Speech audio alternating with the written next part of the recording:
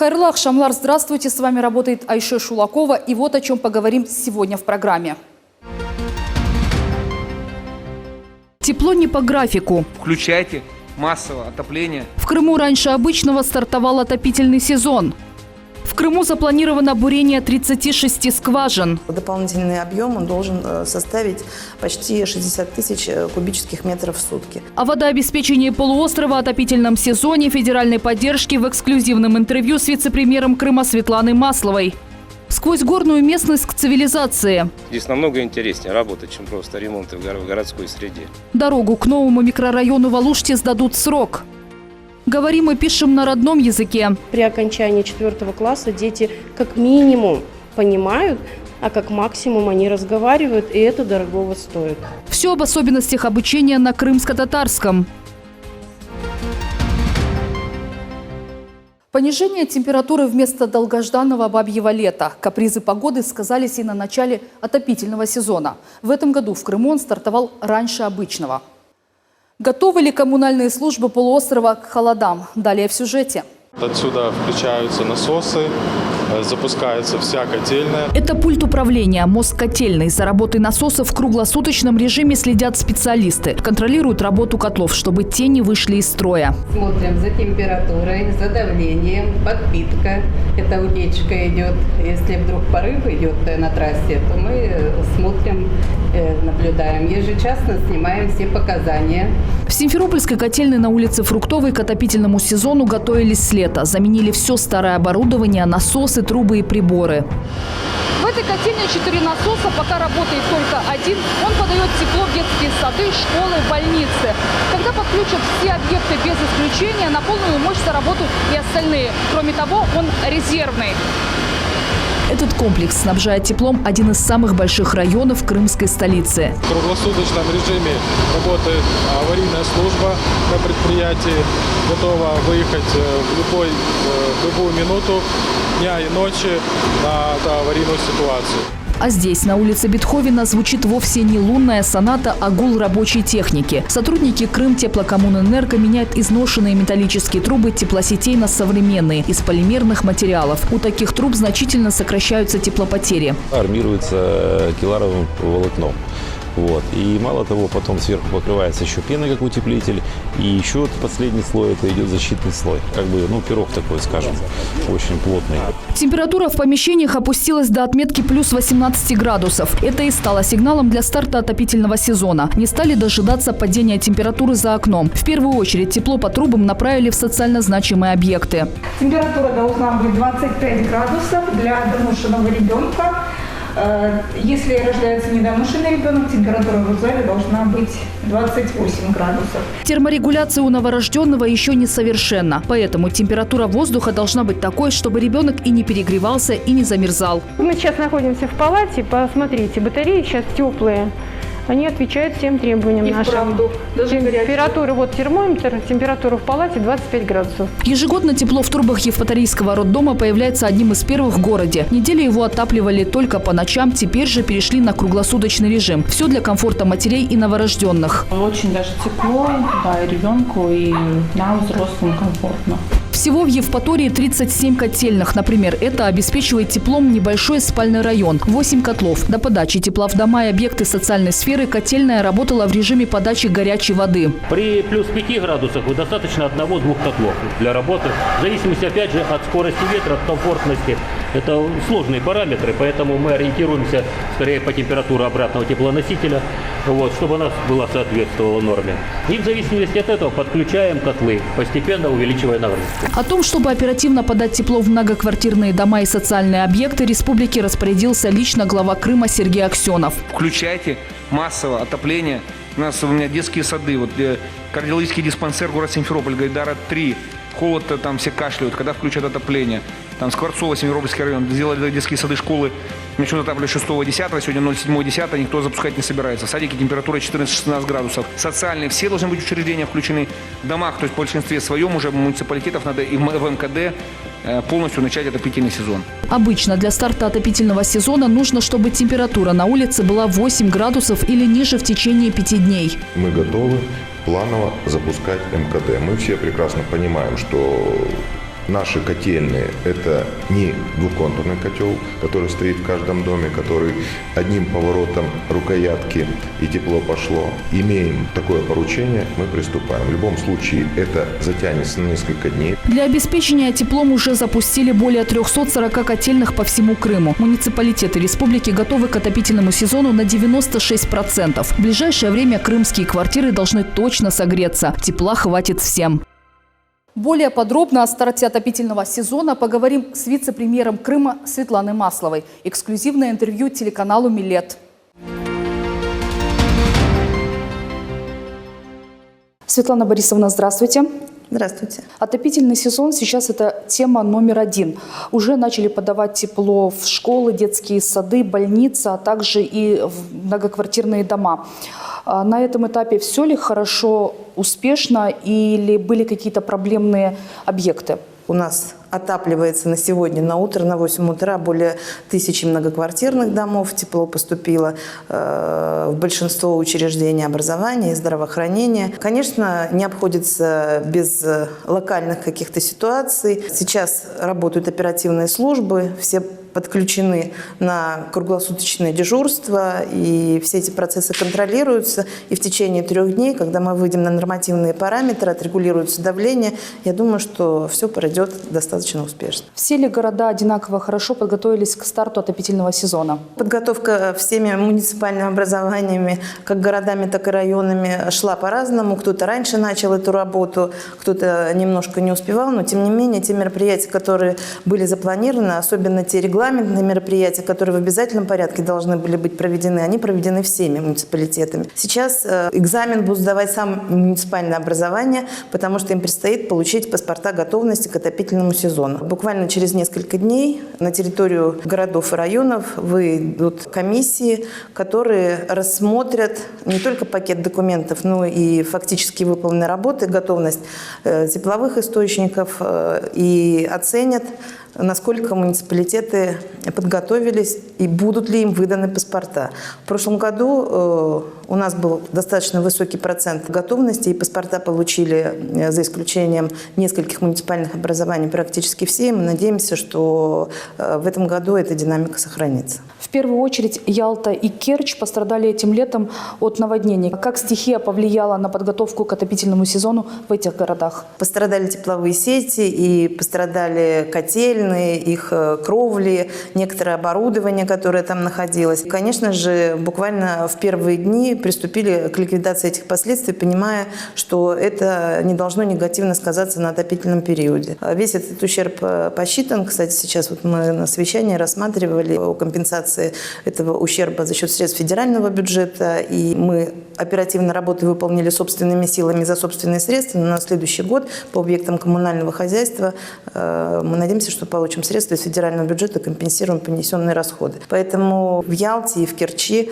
несмотря на то, что были такие серьезные погодные условия, в штатном режиме подготовка прошла, и все объекты подготовлены. Какие главные сложности этого отопительного сезона? Наверное, подготовка к отопительному периоду – это всегда такой достаточно сложный процесс. Он складывается из мониторинга ситуации, сколько жалоб было на протяжении предыдущего отопительного периода. Необходимо устанавливать причины и в межотопительный период принять меры для того, чтобы ситуацию исправить. Наверное, все заметили, что сейчас даже по Симферополю какие масштабные работы ведутся и продолжаются по перекладке тепловых сетей, которые сопряжены со строительством дорог. То есть по сравнению с прошлым годом работы по замене сетевого хозяйства, они увеличены кратно. Помимо всего прочего, подготовлены котельные, приведено в нормативное состояние, к сожалению, устаревшее уже оборудование, разработаны планы мероприятий уже в преддверии следующего сезона. Конечно, ряд из этих объектов требует модернизации, но на это нужны, конечно, достаточные средства. Поэтому в рамках подготовки к отопительному периоду выполняются в первую очередь регламентные работы, а уж объекты, которые требуют реконструкции, модернизации, техперевооружения, мы заявляемся в рамках реализации программы федеральной целевой, ну и региональной программ развития. В прошлом году отопительный сезон выдался непростым, в том числе из-за дефицита воды. В этот раз таких проблем нет? В прошлом году, готовясь к отопительному периоду, действительно нагрузка была вдвое выше, потому что нам пришлось готовиться к работе наших котельных без централизованного водоснабжения. Это говорило о том, что подпитка всех тепловых сетей должна проводиться из альтернативных источников.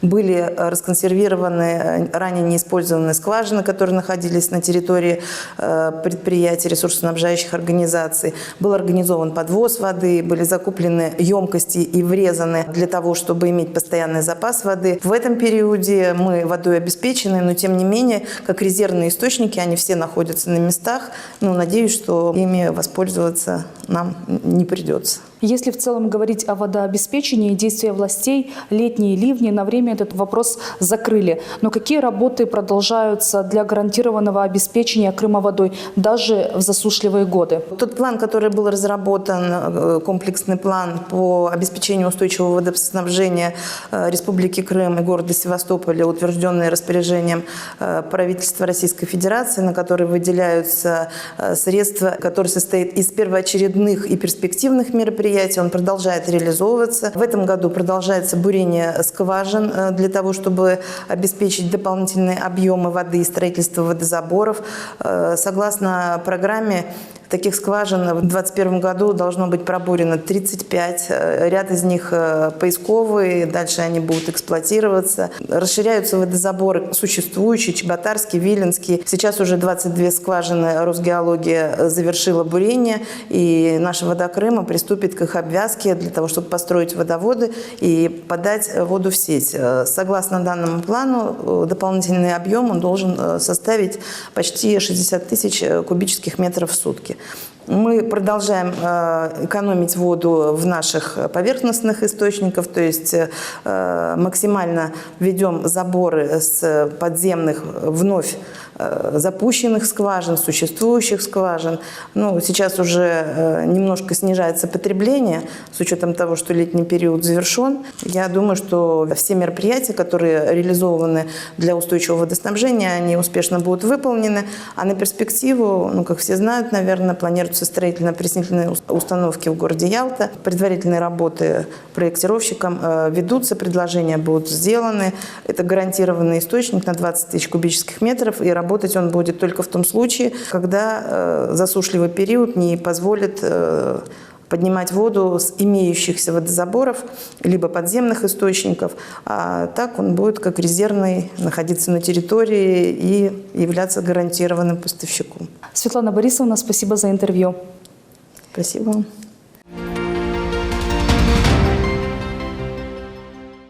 В этом году на ремонт, строительство и содержание дорог Республики Крым выделено 22 миллиарда рублей. Новое покрытие появится в 2 микрорайонах – в Симферополе и Алуште. Под строительство и реконструкцию уже попали 25 автомобильных дорог, из которых 19 должны полностью закончить до конца этого года. А пока расскажем, как продолжается строительство дорожной инфраструктуры в одном из жилых массивов Алушты. 700 метров препятствий. Строители медленно, но верно прокладывают дорогу к жилому комплексу в Алуште. Усложняет работу горная местность, поэтому приходится возводить укрепительные сооружения высотой до 7 метров и устанавливать буронабивные сваи, а их больше полусотни. Иначе многоэтажный массив и дорога к нему съедут в соседний овраг. То, что при другом рельефе местности можно было сделать за пару месяцев, растянулось на год. На сегодняшний день идет активная фаза устройства дорожной одежды под нижний слой асфальтобетонного покрытия. В октябре будут закончены все бетонные работы. Ноябрь месяц — это у нас уже везде финишные слои асфальтобетонного покрытия. А декабрь уже ввод в эксплуатацию объекта. Здесь не просто дорогу, а, грубо говоря, 700 метров, что дорогу построить. Здесь намного интереснее работать, чем просто ремонты в городской среде. 50 рабочих, техника от грузовиков до тракторов. Устанавливают тротуары. На очереди укладка нижнего слоя асфальтобетона. Сейчас работы по строительству подъездной дороги идут полным ходом. Ее протяженность 700 метров. Одной из особенностей нового дорожного полотна являются вот такие подпорные сооружения, сделанные из бетона. И таких на объекте будет 4. Работы завершены уже на 3. Тротуары, парковки. В темное время суток дорогу будут освещать 34 светодиодных фонаря. Как только достроим вот эту конкретно дорогу в Алуште, мы также выполняем показатели. У нас еще один объект строится в городе Симферополе на объездной строительство улично-дорожной сети. Он у нас двухгодичный. Жители увидят прекрасную дорогу, которая была очень сложной, несмотря на то, что составляет всего лишь буквально 700 метров, но строим мы ее практически год. Все положительные изменения в районе благодаря нацпроекту «Жилье и комфортная городская среда». В его рамках выделили около 180 миллионов рублей. В декабре этого года жители и гости 4-го микрорайона смогут по достоинству оценить качество новой дороги.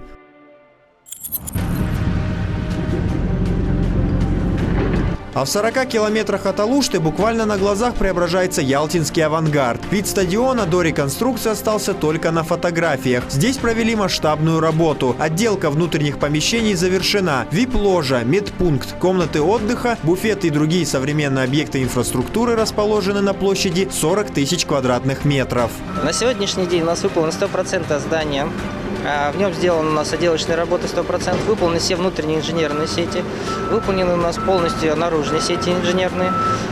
Также вот видите, что у нас сделана кровля, фермы смонтированы. На сегодняшний день у нас работает 128 человек, из них у нас 4 ИТРовца и 4 единицы техники. Легкая атлетика, спортивная борьба, гимнастика. Всего в списке 14 видов спорта. Теперь соревнования здесь можно будет проводить в любое время года. Эти многоярусные трибуны рассчитаны на 4000 зрителей. Отсюда любителям активных видов спорта будет удобно наблюдать за командами. А это сердце стадиона, поле с натуральным газоном. Здесь уже в скором времени будут проходить футбольные баталии и соревнования по другим видам спорта. Дренажная система под сооружением делает его всепогодным, а 35-метровые мачты освещения позволят заниматься спортом до позднего вечера. Трибуны с комфортными сиденьями практически готовы. На очереди установка парапетов. Они будут стоять за сиденьями. А для чего они нужны, парапеты? Для того, чтобы человек, так сказать, не мешал другому человеку и не упал на него. Преображение стадиона началось в декабре 2019 года. Помещение в очень хорошем, готовом состоянии, уже клиринг проводится, поэтому запланировано к концу месяца вообще создание выйти. Там все будет готово, установлена мебель, которая по проекту предусмотрена. По благоустройству большие работы выполнены. Это по устройству подпорных стен, асфальтированию первого слоя, по нижнему полю. Реконструкция проходит в рамках реализации национального проекта «Демография». Завершить работы на авангарде планируют до конца этого года. А пока стадион в предвкушении долгожданной встречи с болельщиками. Призвание сеять доброе, разумное, вечное, дарить теплоту души. Учитель звучит гордо, и сегодня в Крыму это звание с почетом носят более 60 тысяч специалистов. В республике созданы благоприятные условия для работы педагогов и качественного образования. Школы идут в ногу со временем, оснащены современным оборудованием. Благодаря реализации ряда федеральных проектов открыты и успешно зарекомендовали себя умные технопарки, билингвальные классы и научные лаборатории. Развивается и обучение на родном языке. Будуньянын инче сыдыр, сенің азиз туған илен. Сен олмасан, мен де йоқым, бин яшайық ана тілем. В этих строках воспета любовь к родному языку. Она передается из поколения в поколение и впитывается с молоком матери. Если в семье мы получаем основные знания, то в школе закрепляем, приумножаем и сохраняем их на долгие годы. В Симферопольской 44-й школе имени Героя России Алими Абденановой есть все условия для изучения языка коренного народа Крыма. В этом году рекорд – сразу 7 первых классов, из них 3 билингвальных. Преподавание на крымско-татарском и русском языках. Шишки, Крым, Татарджан, Насыл. Диана. Карпасина, гузель. Такую форму обучения практикуют только в начальных классах. Для тех, кто знает родной язык, это возможность обогатить свой словарный запас. Для остальных же начать свободно говорить, а иногда и думать на нем. При окончании 4 класса дети как минимум понимают, а как максимум они разговаривают, и это дорогого стоит. Крымско-татарский язык и литература как основные предметы преподаются во всех классах. 4 урока в неделю. Примечательно, что желающих изучать язык немало и среди представителей других национальностей. В качестве родного, из-за того, что мы выбрали крымско-татарский, у нас вот такое количество часов обусловлено. Это не доп. Образование, не внеурочная деятельность, а основной предмет, который потом выводится в аттестат зрелости. А это Евпаторийская школа номер 18 с крымско-татарским языком обучения в микрорайоне Исмаилбей. В декабре следующего года учреждение отпразднует 20-летний юбилей. Сегодня в роли учителя математики ученица 7 класса. Тема урока – решение задач на увеличение числа. Дети азы древней науки познают на крымско-татарском языке. Впрочем, как и все предметы в этой школе до 10 класса. День самоуправления – долгожданное событие как для учителей, так и для старшеклассников. Педагоги могут по-настоящему отдохнуть, старшеклассники сами проводят уроки. Со стороны дети для меня открываются совсем по-другому. Когда я сама веду уроки, то не замечаю многих вещей, а это хорошая возможность взглянуть на весь процесс со стороны. У Эльвиры Ибрагимовой 34 года педагогического стажа. Почти 20 лет посвятила этой школе. Работает здесь с самого открытия. Учитель начальных классов виртуозно объясняет тему урока как на русском, так и на крымско-татарском.